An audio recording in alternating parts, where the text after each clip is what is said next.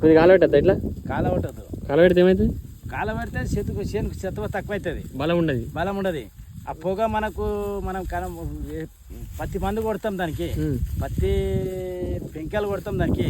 ఆ పొగ మనం అడ్డు పెట్టినప్పుడు మనకు ఆ పొగ వచ్చినప్పుడు ఏమవుతుంది, కళ్ళు కావరాలు కప్పుతాయి.